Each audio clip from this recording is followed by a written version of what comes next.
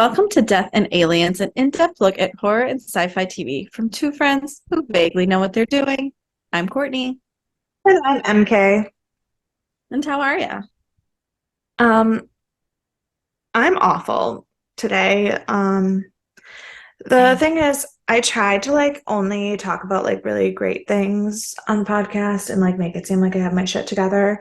Um, but also because the depressing shit's not fun to talk about.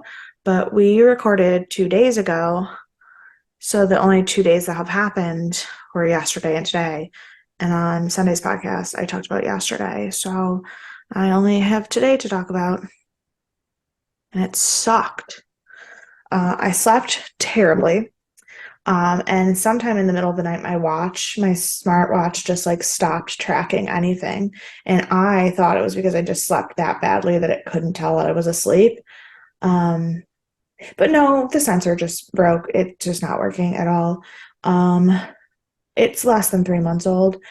And I spent 2 hours in a tech chat with someone who was assured to me that they were human, which means that they were definitely AI. Um, um, I'm gonna start and answering my work phone like that. Tiaro, this is Courtney. I'm definitely a human. See what yeah, happens. I've never seen that. I've done Haven't tech either. chat supports where it starts with an AI and then it switches you to a customer service Yeah, person, but it said we are now connecting you to a human support person, and I was like, oh, so not a human is what you're telling me. nice. And then I spent 2 hours confirming that I had already done all of the troubleshooting that I had spent the last 2 hours before that working on. Um, it was annoying and frustrating, and now I have to go in tomorrow to get my watch fixed. Luckily, it's under warranty, so it should not cost anything to fix it, but it's a waste of my time. Right. It's just annoying. Yeah. I also because I slept badly and woke up late and was having all these issues, I did not watch the shows in the time that I wanted to. Everything was behind schedule and I literally just cried and I was like, there's nothing wrong. I'm not I can't be a Like, I'm person today. fine. Right. Right. And Dan was like, is it bigger? What's bothering you? I go, nothing. I just can't stop crying. That's the day I'm having. I can't. Yeah. Yeah. So I yeah, feel that. that's where I am at. I'm also unwell today, so I'm not going to super talk about talk about the things I've been doing. I did have a terrible day at work where I found out something I've been working on for a year and a half was done already, and no one told me or gave me the final product that we needed. And that everything post that was bad, and I was just angry. I don't know how I handled conversations today. Probably not well. Um, but I've been hiding from that by reading books and watching TV. And as you know from 2 days ago, and a week ago for the rest of you in the world, I've been catching up with The Masked Singer, and I don't know anyone in the world. There's a baseball player. I've never heard of him. There's Oh, a okay. who was the one? There was an opera singer on one of the talent shows. Never heard of her. And so I was like I've been doing pretty good this season. It's Dionne Warwick and Yeah. there was another one that I got. So it was people that I got because I was like, oh, these are great. And then all of a sudden it was all these people I didn't know. So I'm actually when we get off, I'm watching the finale of season 3 tonight. So I can't wait to see who Hmm. wins.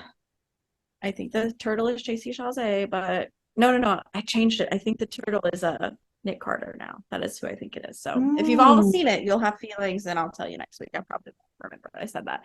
Um, but I'm also I reading this book called My Flicker in the problem is Dark. that I'm looking. I have to look up because I do not remember who anyone is. Yeah, well, don't But tell me if I'm right or wrong, but no, I you won't. can you can judge me in your head.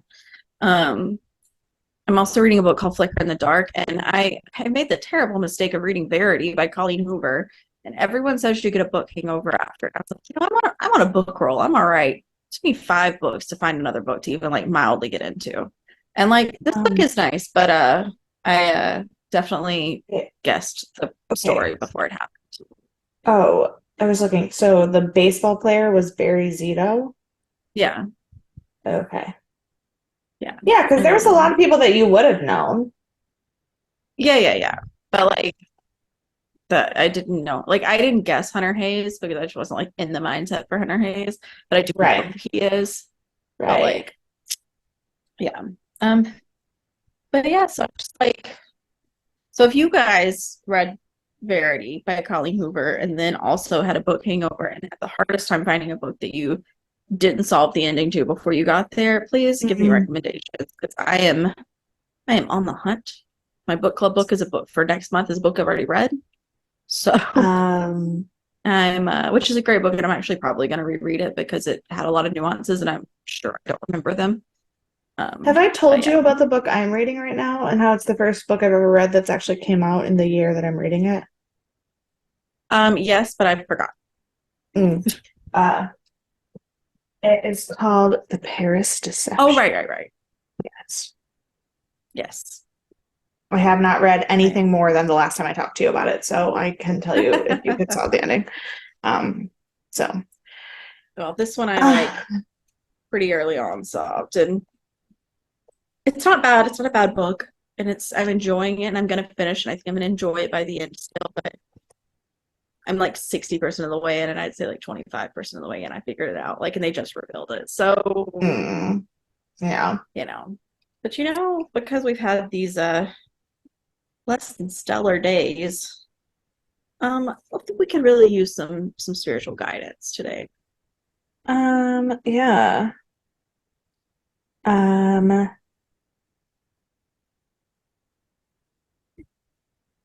the quote that we're gonna do is about what it's about. But anyway, I mean, I know what it's about. I don't know how to describe that in a way that connects to what we're saying. But the quote is, That's okay. if you're afraid to fail, then you're probably going to fail. Kobe Bryant. I am always afraid to fail. Stop. But Stop. You I can't be don't afraid. always fail, Yeah, but I but am always afraid to fail. you just gotta jump in head first to everything. Never be afraid. Yeah, and then you end up underwater. It's Yeah. real slippery slope there. Real slippery slope there. Dan wanted to show me a video today, and he goes, I don't want to show you because it's gonna be so scary. And I go, okay. And so he showed me the video, and it was of a chicken sitting on their nest, and the farmer was basically being like, just because the chicken is sitting there doesn't mean it's safe to stick your hands in the nest because the chicken was also sitting on top of a snake and like didn't give a single fuck. And I just like looked at him and he was like, it's terrifying. I go, oh, do you think I'm afraid of snakes? I'm not. Like, I mean, if I stuck my hand in it and the snake bit me and I was grabbing an egg, that would be a different story. But no, like just watching the chicken sit on the egg, I just think chickens are stupid. Well, they always talk about like snakes eat eggs. So like so what you take care of that? Like it's a problem. I I don't don't think know. it's not giving me nightmares, but it's giving me Yeah, concern. yeah. But I have questions how okay. this is not being fixed. What I do have concerns about, I told you that I had a conspiracy theory I wanted to talk about. Oh, yeah. So as you know, I am usually a solid 8 to 10 years behind on my podcasts. It happens. I'm Same currently with me listening too. to I'm currently listening to some podcasts from 2015. That's where I've got up to. It's February of 2015. It's You're fine. killing it. One day.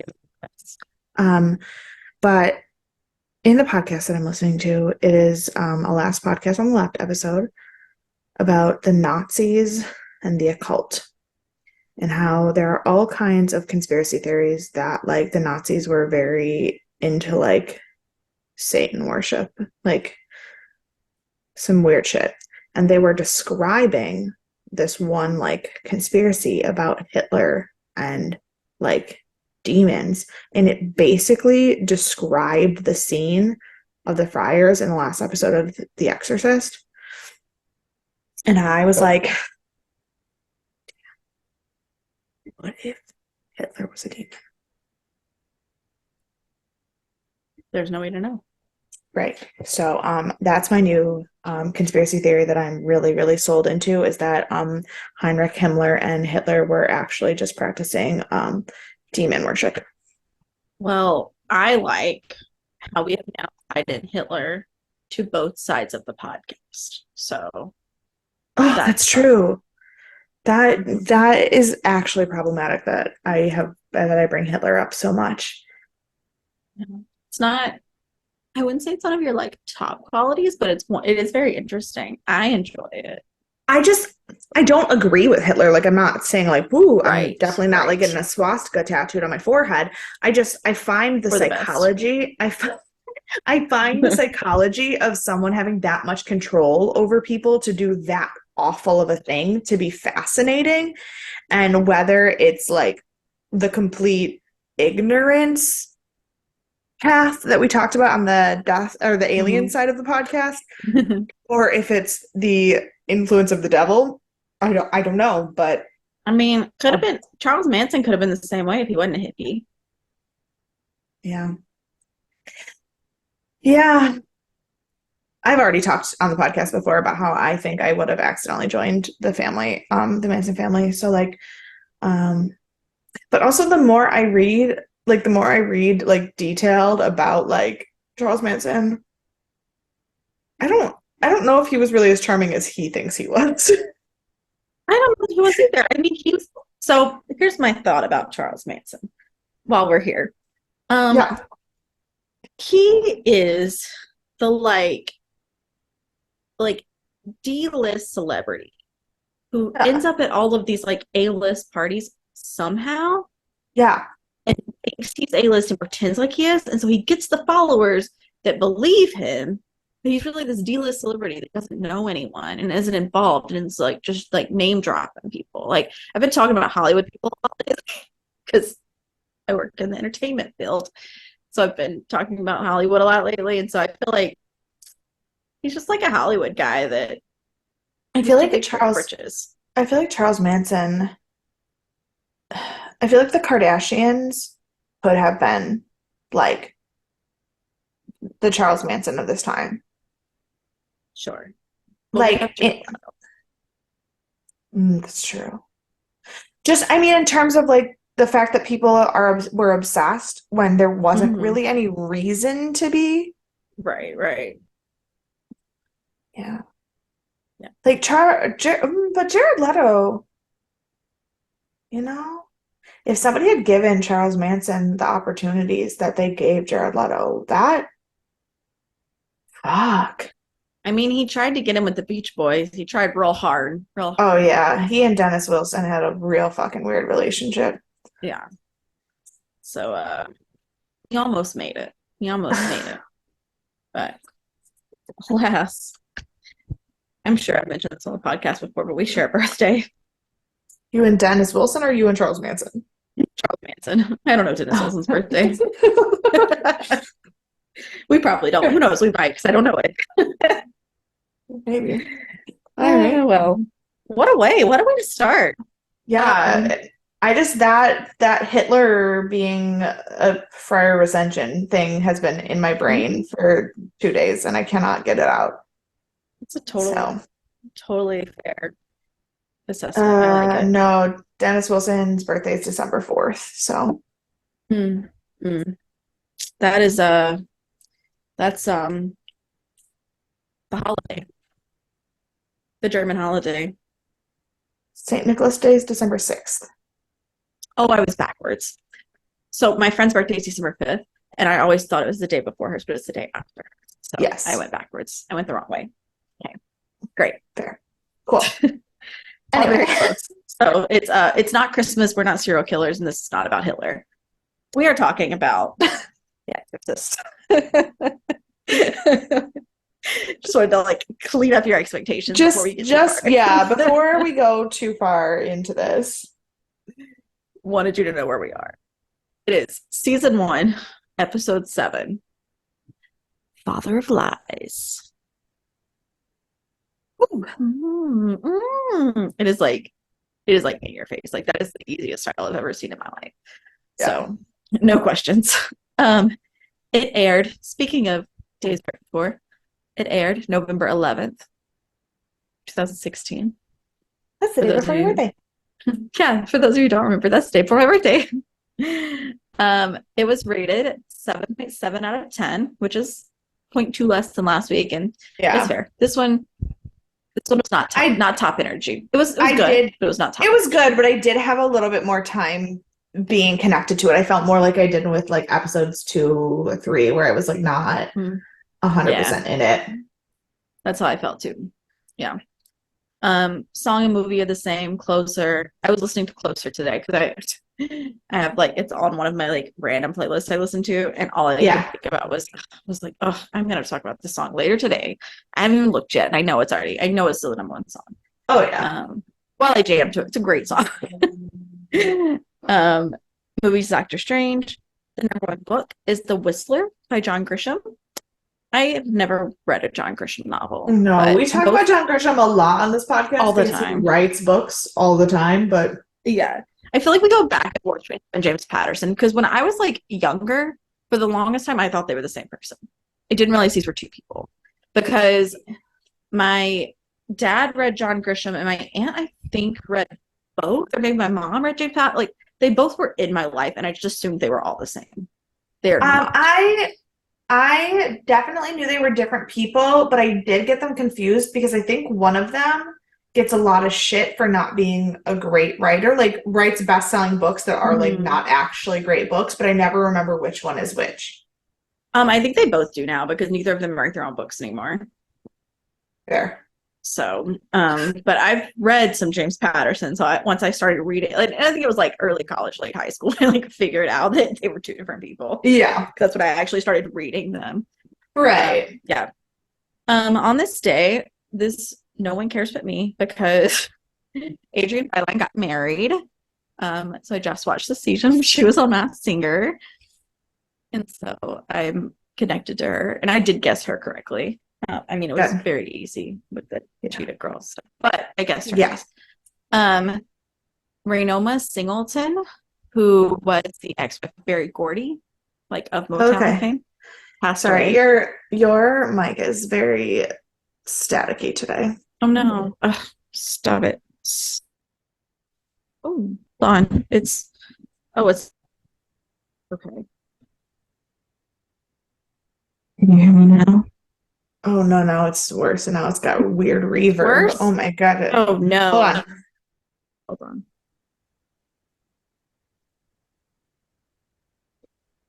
All right. Oh, Is that better? No, I made it. I've done bad things. Everything's bad now. yeah. Oh no! I don't know how to change it. I don't know what to do. Fine, and then every once in a while it's like popcorny. Okay, maybe if I like loop a bit this way and unloop Oh, it was this great way. when you were holding it directly in front of your face. Right, I just like Well, put my no, mic not in my that. mouth. Not that close. My God. Yeah, when you Okay, had it like here, there was no static. this is good. This is where I should be. Yes. Hey, I'll just hold it. That's fine. Um, this is fine. I have forgotten everything. Oh, so the Barry ex-wife of Gordy's Barry Gordy ex-wife passed died. away. Yes. Yes. And also very sad, Leonard Cohen also died. So sad. I know, such a gem. He got the songwriter award for National Music Publishers Association last year, which was nice. And the guy Nice. who It's performed Hallelujah did terrible. Don't tell him I said that, but he did terrible. Um, and Leonard Cohen would have been so disappointed because he did this like really like long, drawn out, like added like little thrills, like trills and stuff. And Leonard Cohen hated that when you did that. you know what else Leonard Cohen would have hated? The What? parody that I found the other day and very aggressively sang to Dan because do you know Oh what word no. has the same number of syllables as hallelujah? No. Waluigi. we'll talk about that off air because I'm gonna need to watch this. I'm gonna need Yeah, more I information. can't sing it to you on air because of copyright. Um, I guarantee you, first of all, they did not get copyright protection, but I will tell you, if somebody found it who represents the Hallelujah catalog and hates it, they will search down every other video that contains it and shut them all down. I know that from experience of doing yeah, that with no, a Fly Me to the Moon I wasn't parody. worried. I wasn't worried about the person making the parody because I'm pretty sure Yeah. it's just lyrics. I don't know that it was ever recorded. I was more worried about how anyone who looks at Leonard Cohen's music would have felt had they heard me singing it. Yes, fair, fair. I will tell you, someone made a very inappropriate cover of Fly Me to the Moon or a version of Fly Me to the Moon, and it was not approved and it was derogatory, and I found it, and then I found every other version of it, and then I put YouTube on notice of finding it, and now they catch it for me, and I raised hell. I think I Yeah. won, but it was a fight, but Yeah, I think no, I won. so I will not be singing this on air. It's not Yes. inappropriate, it's just bad.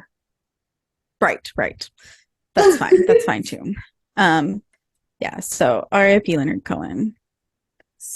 We will only talk about Hallelujah on the air. Um, so the director, they are like they change up these people like every week. Like this Yeah, is a they new do. show every week. It's Ting Krishnan, who she's not known for a lot. Um, she's known for 3 movies that didn't have pictures on them, so I didn't write them down. And then a movie called Junk Carts that came out in 2011. Um, Okay. the only thing I recognized that was on her list of like 5 items is the show Industry, which is a BBC show Okay. on HBO, which is fine. It's okay. But it turns out that the reason she does not have that many credits is because she was a full on doctor before she went to Great. directing. Like, and she was in like multiple specialties. So like it wasn't like she was like, I'm a doctor for 3 years. Now I'm in like film. No, she was like, I did like osteo, the osteo one, whatever it's Yeah, called. And then she like went to something like endocrinology. Like she was like in different like fields, like in medicine for a fan while. So like fantastic. good for her. Live your Yeah, life. right. Um, the new writer this week is Charisse Castro Smith. Now she's known for everything.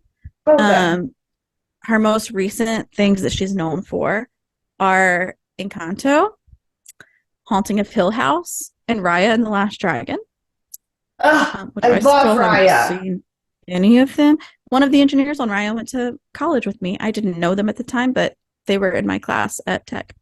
Um, Um, and Encanto. yes, And Raya are genuinely phenomenal movies. Like I know. I'm gonna genuinely watch them. phenomenal. I'm gonna watch them. I'm also gonna watch Haunting of Hill House, but I'll probably read that one first. Fair. And Very she fair. is a like standard producer for The Exorcist as well. Okay. So she's done some producing and stuff. But other things she's written, one other thing specifically, she wrote Devious Maids. Right? So like she's like while we're like this episode was like fine, it was okay, we didn't connect. Like she wrote all these other incredible things. Like, I but was I don't just know what she was talking. doing. I was just talking to Doug. We were talking about shows that got canceled without resolution.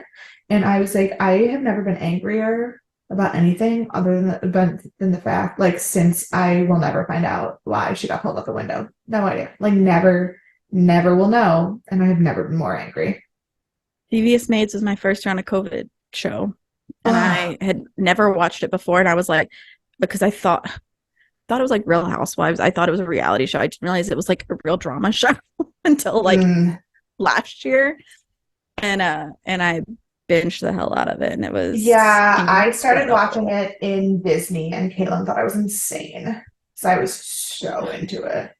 So one of the most well written shows on TV, I think. Like so good.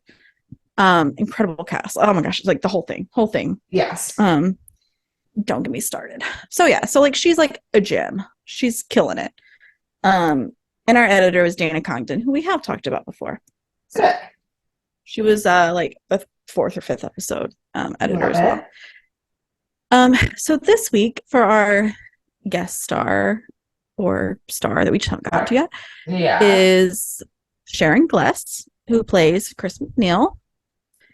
She is known Lovely. for Queer as Folk, Cagney and Lacey. Okay. Cagney and Lacey is probably her like biggest role. Yeah. And Hannah Free. And then what else she's known for that is how I knew her, Burn Notice. Yes. Mm-hmm. So that's where I had seen her from. Yeah. She plays the mom. Yep. And so I only have a couple of facts about her, but they're solid facts. It is a horror episode. So she played Kathy Bates' role in Misery in the stage production in 1992. Oh, that would be so good for her. I would love that. I was stoked to read that. And also maybe my favorite fact ever. It's like very interesting. She was the last performer left under a standard studio contract. Like because she had signed a 10-year contract in the like 80s and she was the last person to be on a standard studio contract. Oh my gosh. Isn't that fun? That is fun. I just like when I hear like standard studio contract, I think like Judy Garland and I'm like not people that like are around still, you know? Right. But yeah, so that's fun. So here we are in the episode. And if you recall, we left off with Casey being baptized and all of the fish in the water dying. And we made predictions that I had predicted she would be possessed again. It seems she was never unpossessed. And you thought she would be I free. thought she was free of it. And then when the episode started, I was like, that is so not sad. what happened. Not Yeah, at I all thought she was what free of it happened. now, but it would come back, but it was just like never really left. But we start this episode and I thought for sure it was her funeral.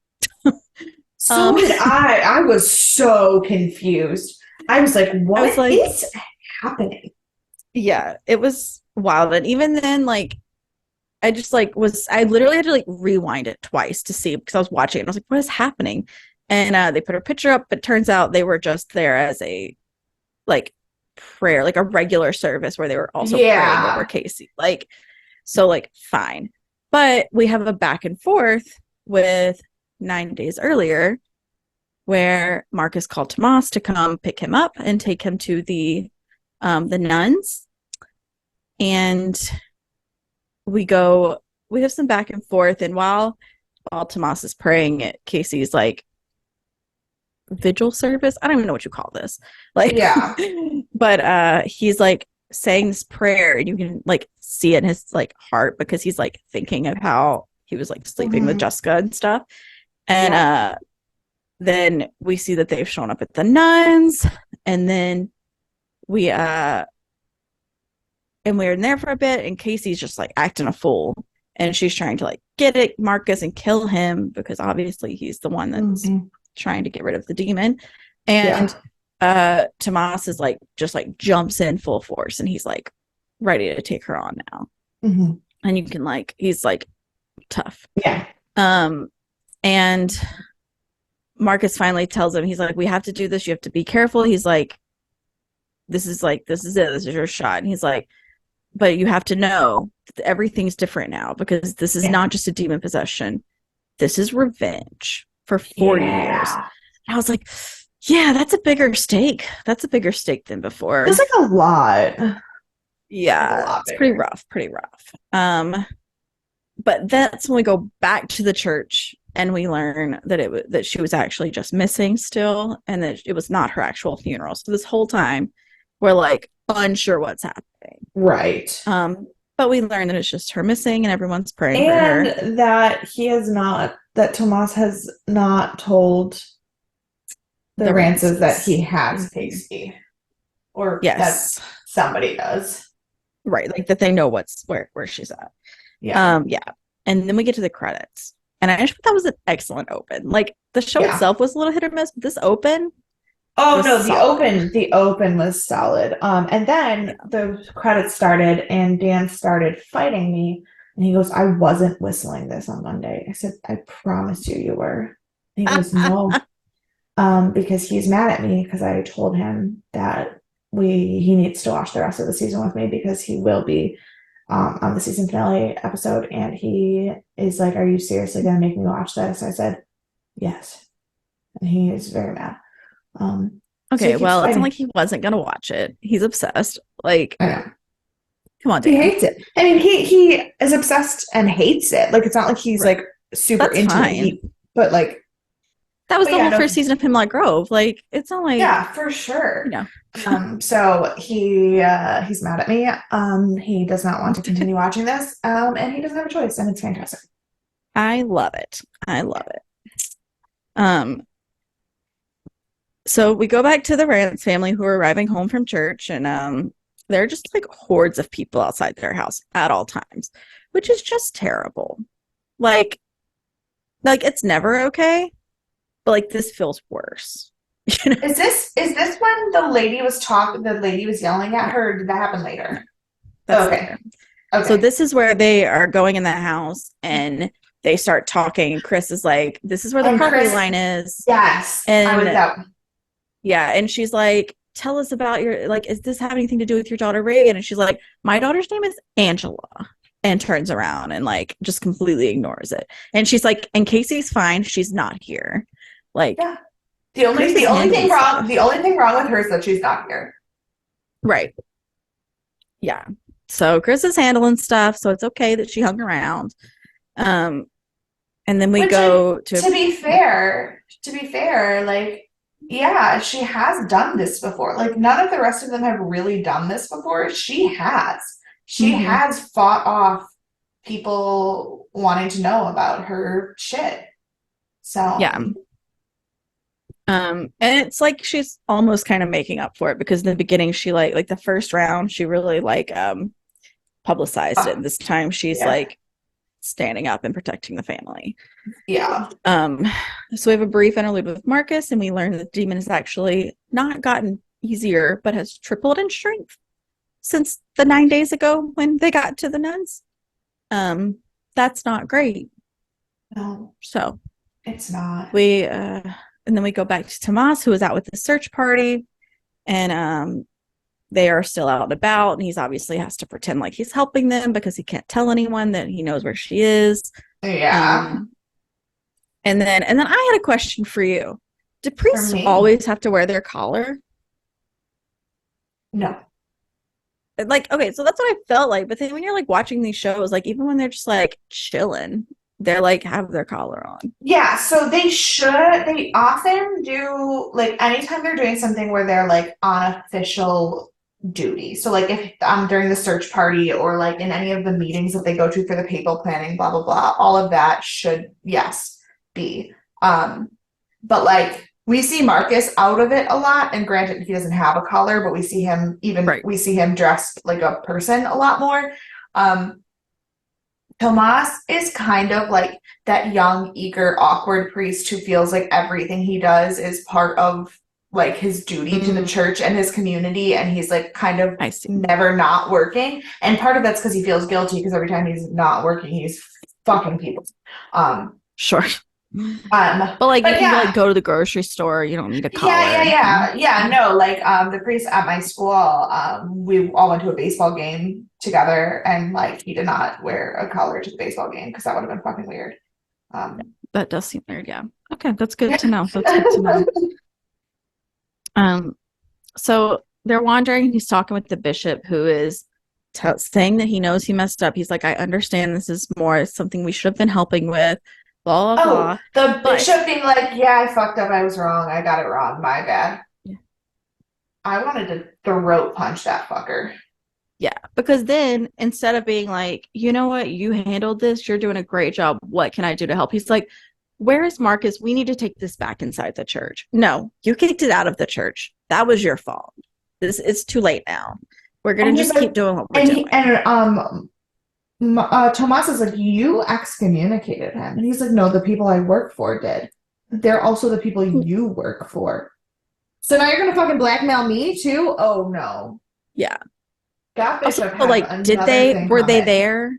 I don't think they were there when you excommunicated him. I It felt like a mean, very emotional response. technically, the bishop's not lying. The bishop did not excommunicate him. Bennett brought papers from Rome. The bishop had nothing to do with it. He just was the one who helped serve them. But he's still a sleazeball. Yeah, for sure, for sure. Yeah. So we go back to the Rance home, and they're getting ready to do an in-home interview, which from the start I was like, this is a terrible idea. It's not going to go well. And alas, No. it didn't.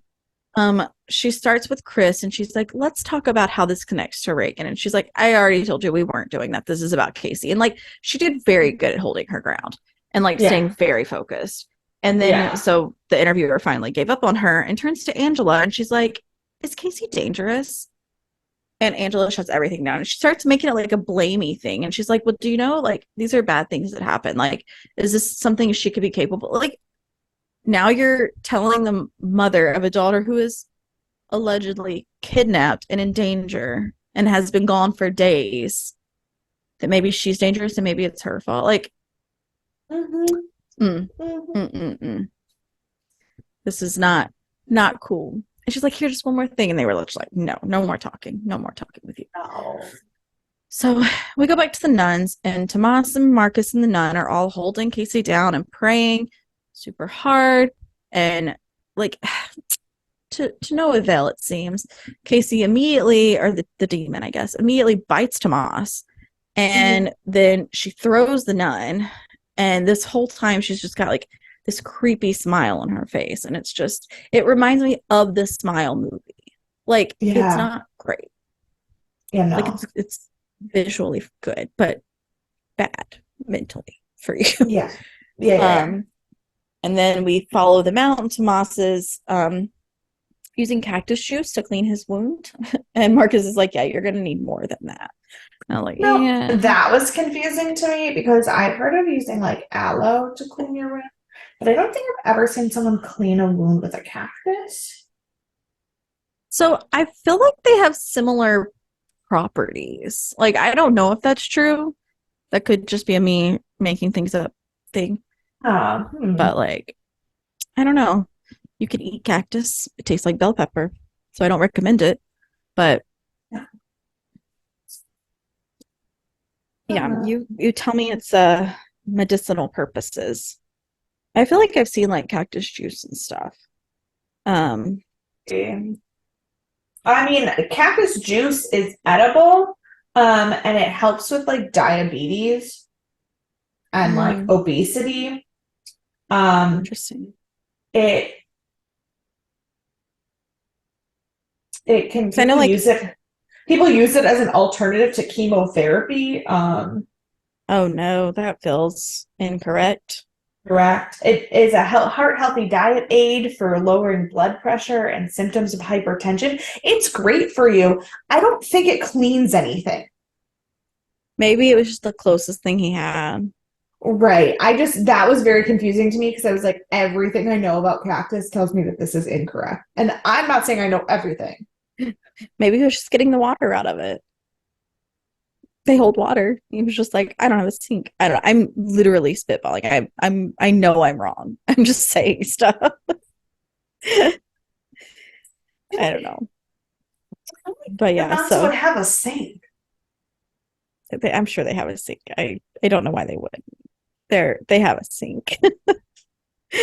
um, so he's cleaning his wound, and Marcus is commenting on it and whatnot. And then finally he's like, what happened to you out there? He's like, something has changed. And Marcus just kind of blows it off at first, and then he like asks him again, and he's like, well, I killed her. He's like, well, I almost killed her.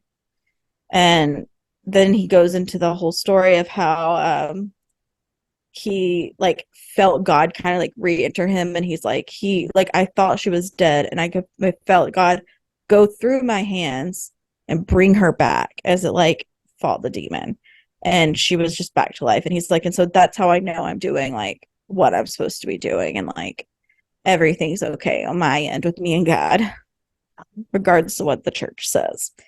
And then Tomas is like, so God saved Casey and the demon. And Marcus is like, we're not talking about that. He's like, we're not gonna Well, talk about that. no, and Marcus is absolutely right. Um, because like you don't question it. Like, Mm-hmm. and I guess that's something that people bring up as like people bring that up all the time when they're like questioning religion as a whole and they're like, how could God like Mm-hmm. let bad things happen if like Yeah. he was a good God? And I don't know, does Marcus had a quote in this episode that was one of the most brilliant things that I've ever heard. And I don't remember if it was in this conversation with Tomas or if it was later talking to Mother Bernadette. I think it was later. Oh, because I think it was towards the end. it is It was was what I'm thinking one of. it was one of the best things that I've ever heard. So I won't talk about it now. I'll talk about it at the end of the episode, just so that I don't spoil where it was if I'm wrong about Right. what it was. But it was one of my favorite quotes I've ever heard. Yeah. And I think So like it was important, like, because, people do question God and everything in this way you're saying, but like Tomas can't. Like if he's gonna be a part of this like exorcism team, he can't question his faith. Like it has to be and the problem is right now he's questioning himself so much that he mm-hmm. has to believe in something, and if he can't believe in God and he can't believe in himself, he will not succeed anywhere. Right, right. So not a recipe for success. Um, so then we go to Henry and Angela, and this is where they're trying to get back home. They've been out putting out missing posters, and when they try to get home, one of the EMT's wives stops them and starts talking to Angela, and she's like, "How could this happen? He's never going to see his wife and child again. Like, how did your daughter do this?" And Angela Yeah. just keeps saying she's sorry, and it was, oh gosh, it was heartbreaking. It was pretty sad. It was It pretty was. rough. And the thing that really upset me more about this was because this often happens with families and I hate it. Like, because, okay, so A, if you think she's possessed by a demon, you believe it enough to think that's true, why are you blaming her? Step one. Mm-hmm. Step two, if a teenage kid goes off the rails and kills someone, and their parents are clearly upset about things and genuine people, why are you also blaming the parents? Like Right. that it's a very, because it happens a lot where like the families of murderers get so much Yep. shit from people. And Yeah, it's like they've already gone through a lot. And like, of course, yeah, the victims' families also have gone through a lot, but that doesn't mean you make it worse for everyone. Like right. making one person hurt does not like cancel out another person's hurt. And like they've all lost someone that they've loved. Like even if they're like the murderer is like still alive, they're not Yeah, the same. They're like they've lost them. correct. And it's I would assume it's the equivalent of like death to like a family member. So I don't know. Thankfully I've not experienced it. Yes. But that is what I would imagine. So I agree. I also don't understand why people like harp on the families. Right. And like, why are you bringing your child to something like this too? Like, if you're gonna like just talk about your murdered husband, why are you gonna bring your small child to this? Like, it's not a good situation for them. Mm, Um, but then we go back to who I lovingly refer to as the dinner team, and it's Simon and the police chief superintendent, Maria, the bishop, and Father Bennett. yeah. And they are planning the Pope's visit.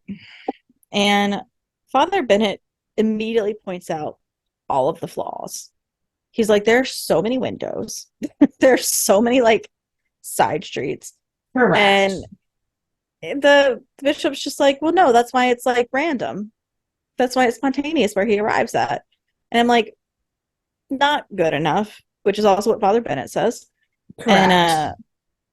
then the superintendent's like, the police superintendent, he's like, we do this all the time for Obama. Like, it's totally fine. We like, we got it. Don't worry about it. And then I thought he was going to get disappeared right then, but he did not because he brought up Tattersall and he's like, BT dubs, your biggest donators are Tattersall. And they're like, oh, and he's like, Maria, because your husband owns it. And then everybody's like, oh, that's so nice. That's so great. I'm like, people are crazy. But everybody's like, oh, that's so great. And she's like, yeah, my husband just really loved the church. And then he's like, yeah, except it's been defunct for 4 years and still donating $3 million. Like, that's a And problem. and then the fucking bishop who's actually a fucking demon was like, "Oh yeah, I'll Simon. look into that. Yeah, I'll look Yeah, into he's like, I'll that." get back to you on that. Yeah, I was like, okay. I'm like, ugh, the worst. So go to Tomas and Chris, and he starts asking her about Georgetown. And she's like, kind of running through some stuff. And then she tells him that, like, he reminds her of one of the priests who were involved, which was sweet. Yeah. Which, because I thought that since the first episode. Yeah, yeah. And then he goes into the whole family, and Angela starts asking, like, have you talked to Marcus? Have you done this? Like, what do we know about Casey? Like, he said he was going to find her, and it's been, 9 days now. And that was supposed to be like, he said it would be in hours. And he just keeps lying to her because he told Marcus he would. And Yeah. Angela just like goes off on him. And she's like, you have promised all of these things and are doing none of these things. And like, it was, you can just like really feel the like hurt. And she's, oh God, she's just such a good actress. Like, Gina Davis is just Mm-hmm. knocking it out of the park.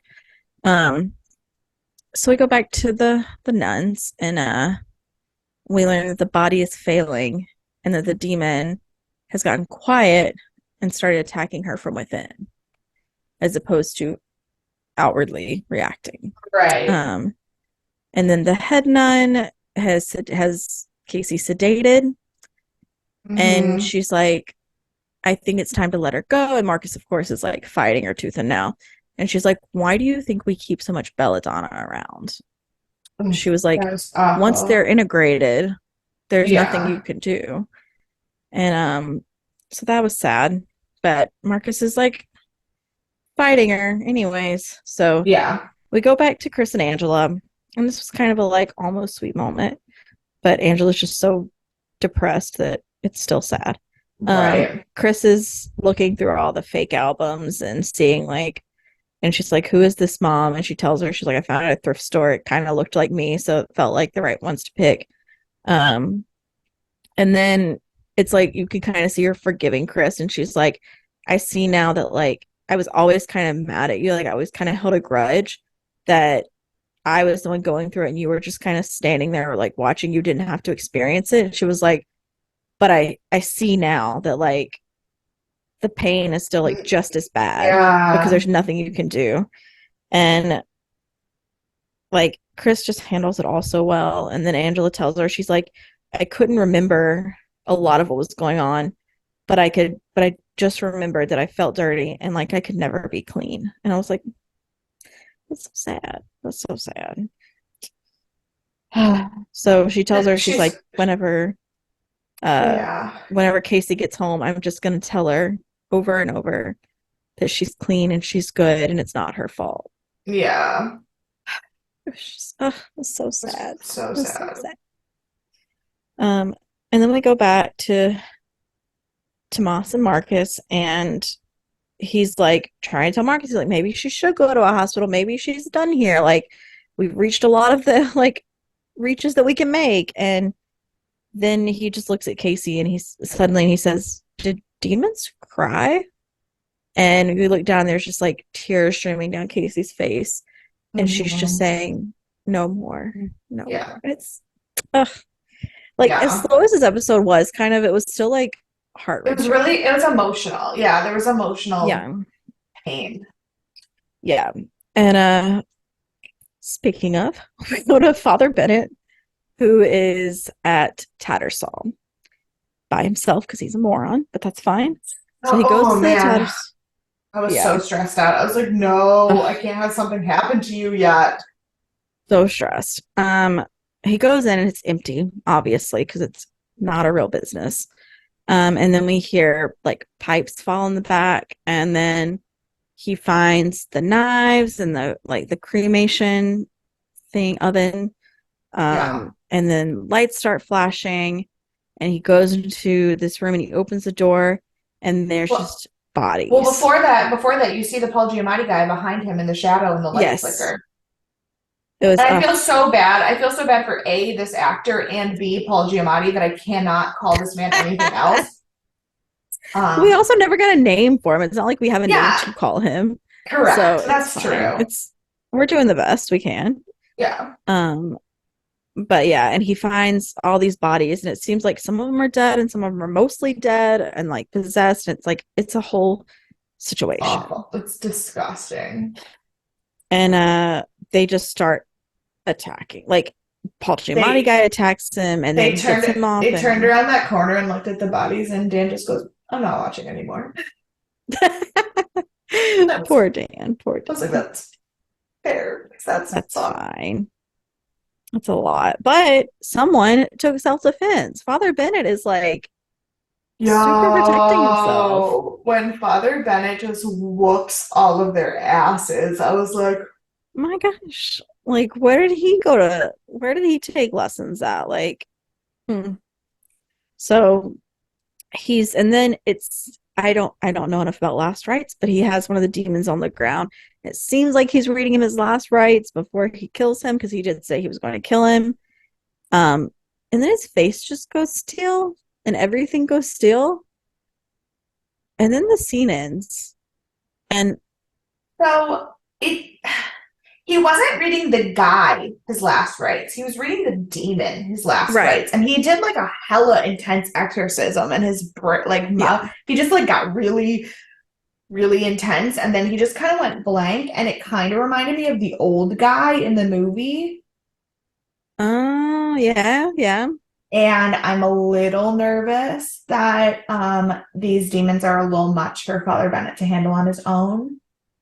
Well, I was a little nervous he got still and went blank because someone stabbed him in the back and he died. Oh, I don't think so. I think if he died, You it's don't think he because of the died? ex.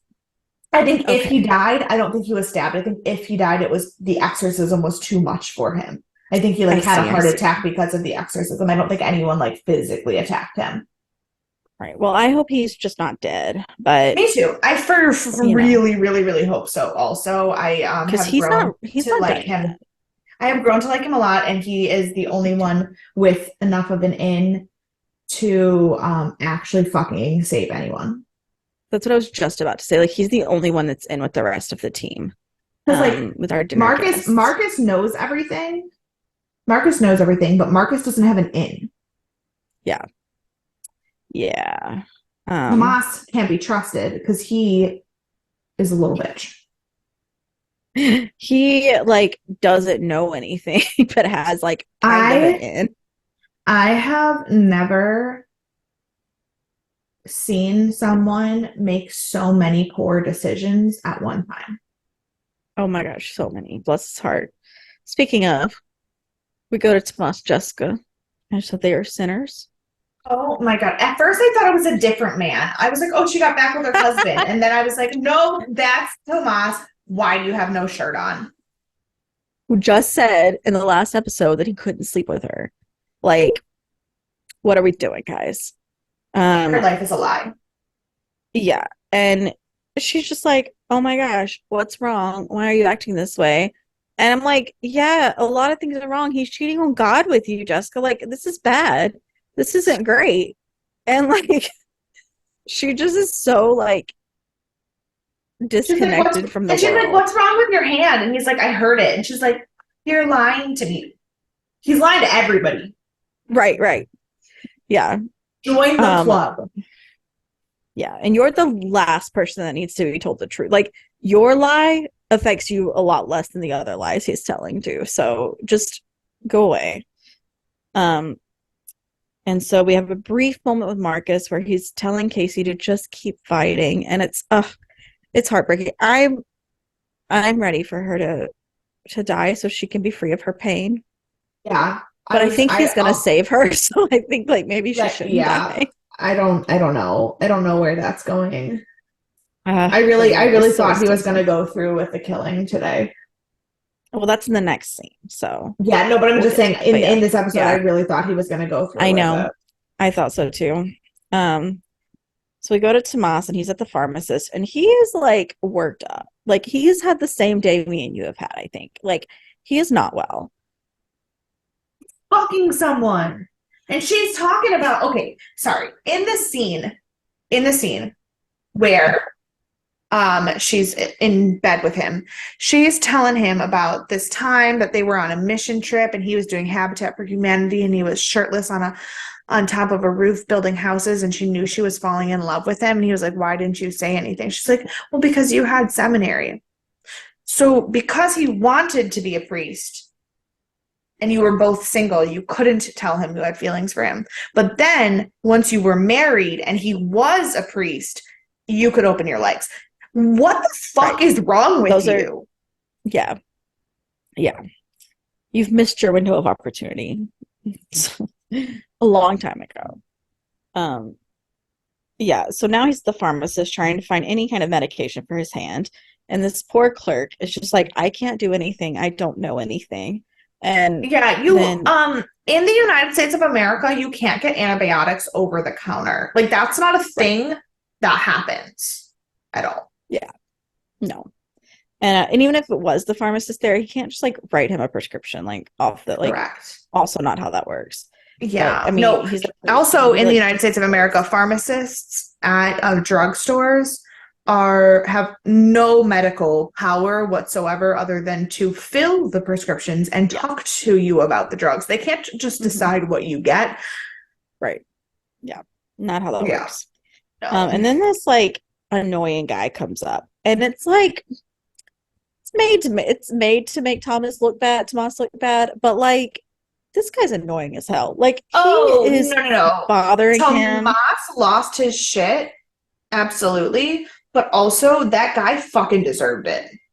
Absolutely. He like was trying to make him take a picture with him He's in the like, middle take of a a selfie with pharmacy. me. He's like, my sister calls you the hot priest. Take a selfie with me. What Yeah, is and wrong? like he's like, I saw you on TV. I saw you on TV. And he's like clearly got something going on. Like, why are you bothering him? And he turns around and loses it and Yeah. just like fights him as he should. And then because he doesn't know what else to do, he calls Maria. That is my last call.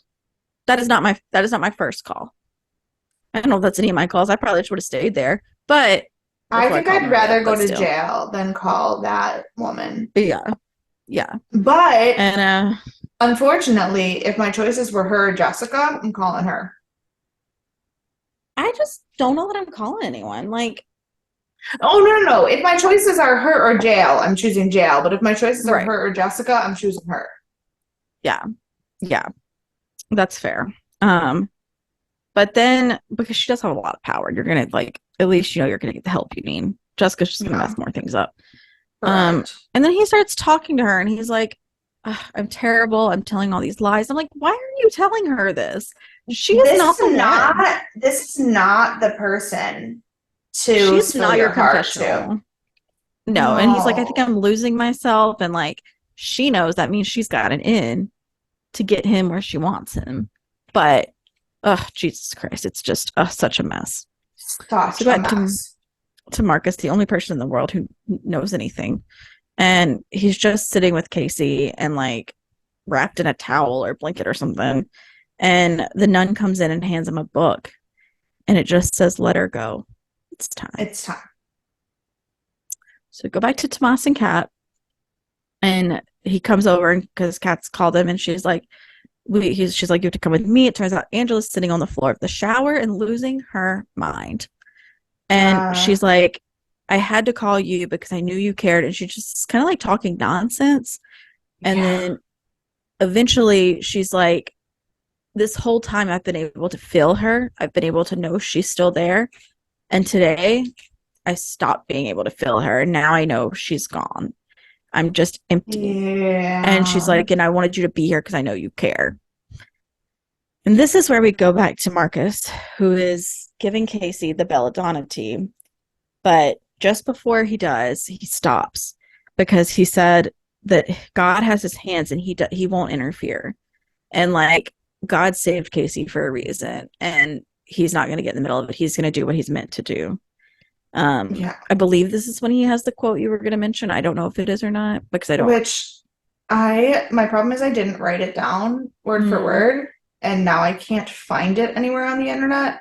But which is really infuriating. But he basically says something about like God is not a teddy bear who like, and I really need to find that quote. I can't find it, and I don't have time to rewatch the whole I episode. think this was earlier when he was talking to Tomas. Yeah, he's talking to Tomas, and he basically says, like, God is not a teddy bear who's meant to love you and hug you and keep you safe. God is power, and God is will, and if you don't, like, put your faith in him and you just sit around waiting for him to make your life sunshine and daisies, like, that's not fucking what God is about. And obviously, that was a much more elaborated than the actual quote he said. But like that was when I was like, yo, this guy gets it. Like, and that's why he's the only one who's having the power with these people, is because he gets it. Like, that's not what people are always so mad that, like, oh, like religion, like God's supposed to take care of you. And like he does. But it's the same way your parents take care of you, and your parents don't give you everything you want. Taking care of you, protecting you, like supporting you is not always kind. That's not what love is. Yeah. And like, and that quote when he was like, God is not a teddy bear. And I really wish I had word for word what he said, but I was like, I literally was like, that is it. That's everything. Yeah. Yeah. That was when him and Tomas were talking after he said that she had died. Yeah. Yeah. And so once he tells the nun this and we get everything settled, Tomas walks in. And when he says, she says, how are you sure that this is God's will? And he said, how are you sure it's not? Yeah. And so Tomas walks in, and as he walks in and kind of like moves over a bit, turns out he's brought Angela with him to see Casey. And that's where we end the episode. Well, no, not quite. We end it with the fucking demon reawaking and Casey sitting up and like grossly calling her mother a sow. Yeah, right. Yeah. So, yeah. So that was that. That was that. I have no trivia for you because they don't like for me to have trivia on this show, it seems. So, well, yeah, no, I know because I went to the episode to see if they had quotes, and they also had no fucking quotes either. Yeah, nope, nothing. You get nothing. So, who do you want to punch in the face? I want to punch. I want to punch Simon. Yeah, he was one of my two I wrote down. Yeah. I mean, I have a long list, really. Actually, it's more than two. It's like 5 or 6. And my problem is, like, I feel like choosing Jessica continuously over and over and over again makes me look like a bad person. And although I hate Maria and she's a fucked up person, she didn't do anything specifically in this episode to edge her above. So yeah, I'm gonna pick Simon. So I would have picked Simon because I did pick Maria because she was super shady, and I think she is really trying to go out of her way to convert Tomas to being in the shady team. And she's like very much manipulating and taking advantage of the situations. Yeah. And like Tomas is playing right into it. It's not like he's an idiot. It's his fault too. But I almost want to pick him, actually. I know. I almost did too. Because he's just such a dumbass. I know, bless his heart. Yeah, so who's your MVP then? This one is actually very hard for me. Because like I said, I think Marcus said all the shit that like needed to be said in this episode, and I think that he has consistently been the only fucking person in the show that like I care about. But in this episode, Bennett was above and beyond. Like he fucking called people out. He performed solo exorcisms in the middle of the fucking dungeon. Like and I'm also a little bit afraid that he's dead and I won't be able to give him any more love. Sure, So that's fair. so I'm picking Bennett even though I went on and on about Marcus this episode. Yeah, I mean, I feel like we always go on and on about Marcus though, and he's like a consistent pick. So I also Yeah. didn't pick him because of that. But I did have Father Bennett down. So I'm because you picked him, I'm gonna pick Chris. I feel like she really had her redemption arc, and she She really did. was the like protector of the family. Like she was the reason they were able to kind of like keep going, and she made all the right calls and was like she always stepped in whenever somebody needed to be there. Yeah. And she let Angela have her breakdown and figure out on her own kind of like her emotions and come to her, and like she made everything the right choices. So Yeah. That's totally fair. yeah. Yeah. So do you have any like predictions for next week? No. Hmm. I don't, and I'm so sorry, but I usually don't look at my phone for actual reading things, but I just got a notification from Reddit that a new post is in the Bates Motel post that says, I want an arranged marriage with Romero, please. Did you write that and then tell us about No, no, I did not. it? Um, but the only comment on it says, Mother won't like that. I mean, she might, or like, well, no, she won't, but like Norman would love that because then, Yeah, that show wow, still just such a good lives show. rent free in my head. I know. I feel like I talk about it like weekly still, if not longer, like if not more. Like I Yeah. still constantly talk about that show. Um, Um, but no, in this show, what do I think is going to happen? I have things that I'm afraid will happen. Like I'm I feel genuinely like that's the consistency I'm in this show. yeah, like every week I'm just afraid something awful is going to happen. Like I'm terrified that Father Bennett's dead. Hmm. I am pretty confident that like Tomas is going to fuck something else up. Oh my gosh, every week, every day. I mean, we left Oh, him with Maria. Like she's well, we left him with Angela and Marcus, but like, yeah. you know, Um, not well, not well. yeah. I'm a little disappointed that the show isn't going to turn into like Father Bennett and Father Marcus and Father Tomas and Lester and Cherry being like Scooby-Doo. Um, Oh, would love that. like I'm use the serial killer van to just like go hunt demons like yeah, fucking Ghostbusters. like supernatural. That's what I would like season 2 to be, Mm, and it's not going to happen, which is yeah, disappointing. But one can only hope. sure. I'm a little concerned Father Bennett's dead, and if he's not, I think he will die this season, which would make it very hard for him to be a demon hunter next season. Um, I want to see more about these friars. Um, I was listening to something recently and they were saying like it's really hard to do like a cult show now because cult stuff is so overdone. But like as of now, like this feels very culty and I'm still feeling very positive about it. Like I mean like Yeah. in a way where they're terrible Yeah. people. And Um, like the word Speaking of Dan and his hatred for us forcing him to watch this show, though, I went to tell him my Hitler theory last night, and I go, so like in the last episode when all the guys were sitting around the table, and he goes, the Friars of Ascension, and I go, yeah, and he goes, I fucking hate that I knew that, and got so mad and walked out and like walked out of the room. oh, poor Dan. Poor Dan, we've broken him. We He'll be did fine. it. What doesn't kill you makes you stronger. It's true. Or a demon, but we probably won't. That probably won't happen. So it's fine. No, I don't think that that would happen to him. I I don't think don't. so. No. Ugh.